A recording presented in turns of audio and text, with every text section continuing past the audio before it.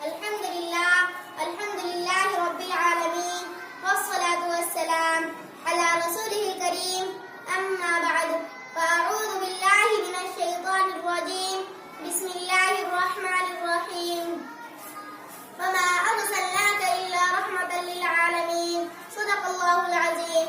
محترم حضرات، آج کے اس جلسے میں میری تقریر کا عنوان ہے محمد صلی اللہ علیہ وسلم تمام انسانیت کے لیے رحمت.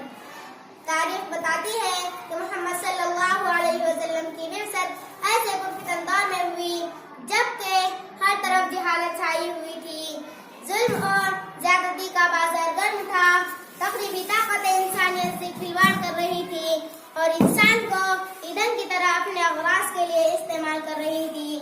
روئے زمین پر بے چینی کا ماحول تھا، مالدار غریب کا خون پی رہا تھا، دور تک امید کی کوئی کرن نظر نہیں آ رہی تھی. اس نا امیدی اور مایوسی کے عالم میں اللہ نے رسول صلی اللہ علیہ وسلم کو مبعوث فرمایا. چنانچہ آپ نے انسانیت کو سہارا دیا، امن و آشتی کو عام کیا، الفت و محبت کا نغمہ سنایا، علم کو عام کیا، انصاف و بھائی چارگی کا درس دیا، دوست تو دوست دشمن کے ساتھ بھی نرم محبت کا معاملہ فرمایا.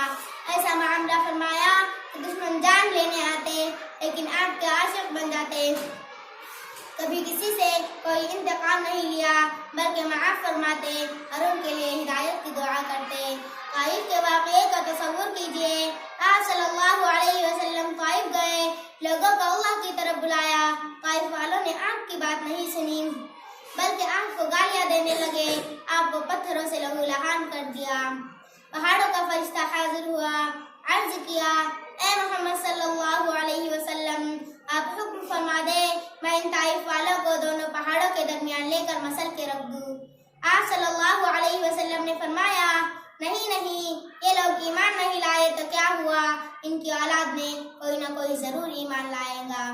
جب آپ صلی اللہ علیہ وسلم نے نبوت کا اعلان کیا تو مکہ والے آپ کے جان کے در پہ ہو گئے، آپ کو تکلیف پہنچائی، آپ پر تھوکا گیا، آپ کو پتھروں سے مارا گیا، یہاں تک کہ مکہ چھوڑنا پڑا. لیکن جب فتح مکہ کے بعد مکہ پر غلبہ حاصل ہوا، چاہتے تو دشمنوں سے انتقام لیتے، دشمنوں کو قید کرتے، مکہ سے باہر نکال دیتے. لیکن نبی رحمت کا معاف کرنا دیکھیے. ارشاد ہوتا ہے، اذهبوا فانتم الطلقاء، جاؤ تم سب آزاد ہو، تم پر کوئی ظلم نہیں ہوگا. کیا دنیا اس کی مثال پیش کر سکتی ہے؟ آپ صلی اللہ علیہ وسلم نے ساری انسانیت کو بھائی چارگی کا درس دیا اور اپنے آخری خطبے میں اعلان کر دیا کہ تم سب آدم کی اولاد ہو اور آدم مٹی سے پیدا کیے گئے. کسی عربی کو کسی عجمی پر کوئی فضیلت نہیں، کسی گورے کو کسی کالے پر کوئی فضیلت نہیں.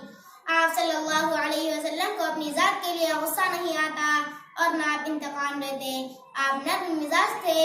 اگر کوئی شخص آپ کے پاس سوال کرنے آتا آپ اس کو جھڑکتے نہیں. آپ صلی اللہ علیہ وسلم نے کبھی کسی خادم یا عورت پر ہاتھ نہیں اٹھایا. فرانسیسی مفکر لو مارٹین نبی رحمت کے بارے میں لکھتا ہے، محمد صلی اللہ علیہ وسلم نے صرف لشکروں اور قبیلوں ہی کی قیادت نہیں کی، صرف قوانین ہی نہیں بنائے بلکہ انہوں نے لاکھوں لوگوں کے دلوں پر حکومت کی جو دنیا کا تہائی حصہ ہے. مائیکل ایچ ہارٹ اپنی کتاب میں لکھتا ہے، تاریخ انسانی کی 100 عظیم انسانوں میں نے سب سے پہلے محمد صلی اللہ علیہ وسلم کو رکھا ہے. ہو سکتا ہے لوگوں کو میرا یہ انتخاب عجیب محسوس ہو، لیکن حقیقت یہ بھی ہے کہ پوری انسانی تاریخ میں وہ تنہا شخص ہے جو دین اور دنیا دونوں سطحوں پر مکمل کامیاب ہوئے. حقیقت یہی ہے کہ ہماری اس دنیا میں لاکھوں قائدین اور رہنما آئے اور اپنے اپنے حصے کا کام کر کے چلے گئے لیکن کوئی بھی آپ کا ہم پلہ نہیں. میں ایک شعر پر اپنی تقریر ختم کرتی ہوں. آئے دنیا میں بہت پاک مکرم بن کر، آئے دنیا میں بہت پاک مکرم بن کر، آیا نہ مگر کوئی رحمت عالم بن کر. وآخر دعوانا عن الحمد